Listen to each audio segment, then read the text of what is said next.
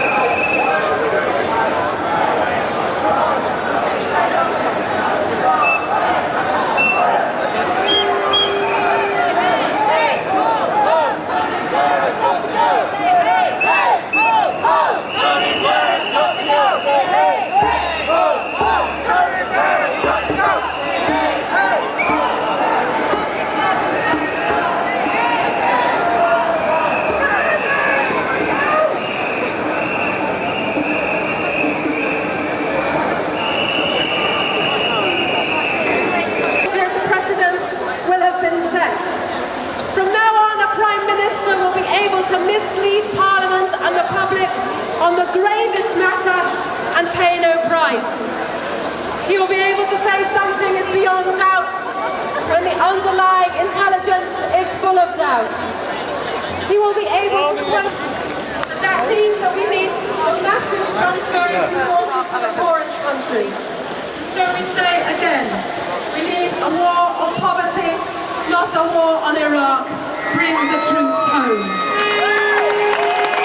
Also reside by my wicked mind is a weapon of mass destruction. Whether you're Soraway son or maybe with a Caucasian or a poor Asian, racism is a weapon of mass destruction. Whether inflation or globalization, fear is a weapon of mass destruction. Because a Halliburton, anyone or anyone greed is a weapon of mass destruction. You better find courage.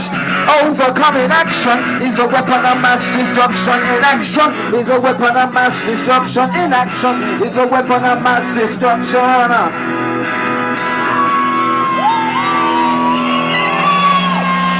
Thank you. Thank you.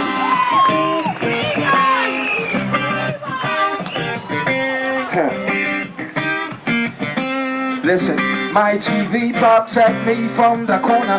Life on the street is like a sauna, it's too hot.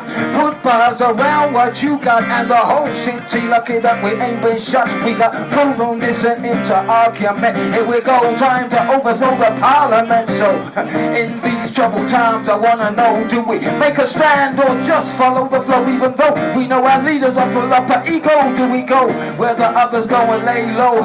Only moving on someone else's say so. I say no, what's in my heart is unexplainable. I ain't a fool, but happiness is attainable. I'm coming, I'm coming.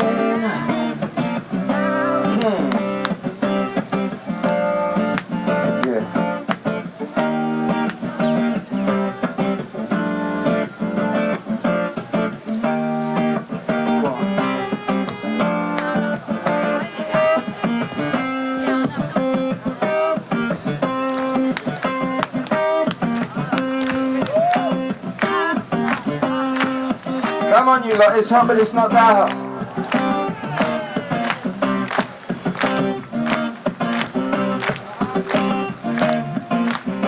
Listen to me, all races, all colours, all creeds got the same needs, and ignorance leads to pain, feeds the flame. International shame on a global scale. People living in hell, what's that smell? I ain't talking about the poor but the rich. You can have everything you want and I can steal your ego. You'll never know what peace really means. All your dreams lose magic, become schemes. Dreams the devil with shovels, digging levels so deep they only surface at night and smile at you when the best will do. Don't care who you screw and got the nerve to wonder what the world's coming to.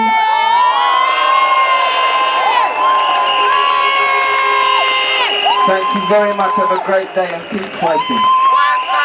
Stay optimistic.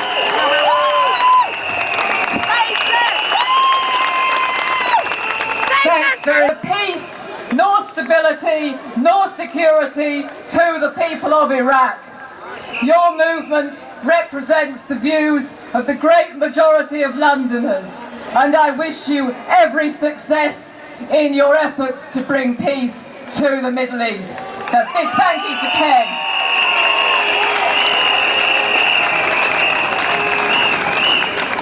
Brothers and sisters, amongst the many victims of the fallacy of the policies that are going around the world are the Muslim community here in Britain. And none more than Muslim women who stand out and are apparent. But amongst those Muslim women are icons and heroes. And it gives me great pleasure that 2 years ago, at the 2 million demonstration in Hyde Park, I introduced to you a Muslim woman who is pregnant in her 9th month. And it gives me great pleasure to introduce to you once again. But I tell you, I stand here today as a Muslim woman in Britain, and I stand with confidence and optimism. I'm sorry I cannot be with you, but I pledge the full support of the TNG and myself to the Stop the War Coalition, CND and the Muslim Association, fighting for an end to the occupation of Iraq and for peace and justice in the world, from Tony Woodley, General Secretary of the TNG. Now, our next speaker has been at the forefront of our campaign for peace and justice throughout the last 3 years. He's also been at the forefront of every campaign for peace and justice for the last 50 years. He's the best Prime Minister we never had, and today he's the President of the Stop the War Coalition. Please welcome Tony Benn.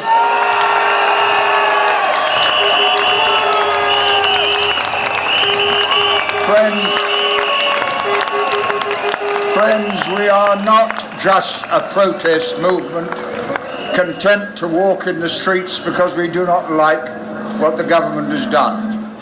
This is a peace movement on a global scale, and those of us who've come today can be quite confident that 99% of the people of the world would share our own hopes for peace and our own hostility to war. The world is now run by a tiny minority of people representing big business and imperial interests, and we are the people, and we are demanding our rights to be heard and also our right to decide what is done in our name with the tax money that we pay. Now, the Iraq War was an illegal war.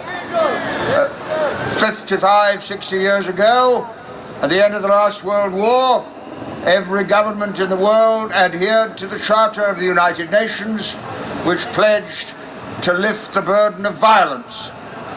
And that charter is the basis of international law, and the American and British and other governments that went to war broke international law. It is an illegal war. It is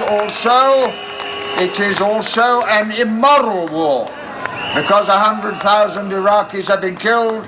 A city the size of Cardiff, Fallujah, has been destroyed, and a few thousand live in the ruins of that town, that city that was bombed. The torture that goes on has gone on with the acquiescence of the political leaders. And it is an unwinnable war, because no one can seriously believe that the United States can forever dominate the Middle East. But also, and I think we should never forget this, the money spent on the war has betrayed poor people all over the world, who, if the money had been spent on drugs, on hospitals, on schools, would have gone some way to resolve the problems facing humanity. And what we are demanding today, let us be absolutely clear, we're not asking, we're not pleading, we're demanding. The troops be brought back from Iraq, that there be no attack on Iran or Syria, that the Palestinians have a state under their own internationally agreed frontiers, and that Mordecai Vanunu be released from prison because he has recently been arrested. And also, we want our civil liberties back, because we are suddenly realizing that in taking freedom away from the Iraqis, we have taken it away from ourselves. And what we want is the truth. We have been lied to time and time and time again about the war, and you cannot have a democracy if your leaders lie. If you can't believe what you're told, how can you make up your mind as to what you want to do? And that is the basis of a democratic society, that people have their civil liberties and they know they can trust what they are told. Now, the last point I'd make, because there are many speakers, is very simple.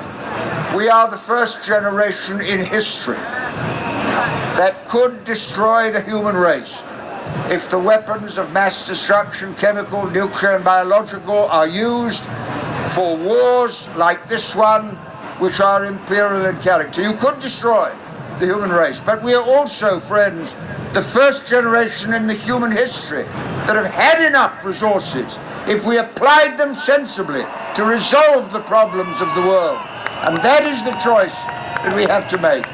Now, someone referred to Trafalgar Square. I've been here many, many times over 50 and more years, and I've seen so many causes that begin in Trafalgar Square, ending up as the policy of the British government. So don't look for a new leader. Look to yourselves, have confidence in yourselves, and if you do that, there's nothing we can't achieve. Thank you very much for listening.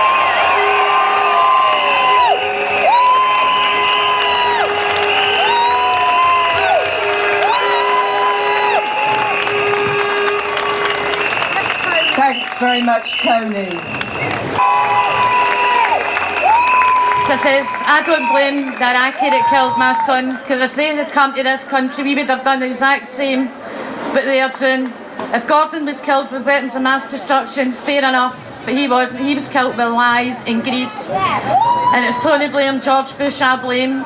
And since we've done this campaign, more military families are speaking out.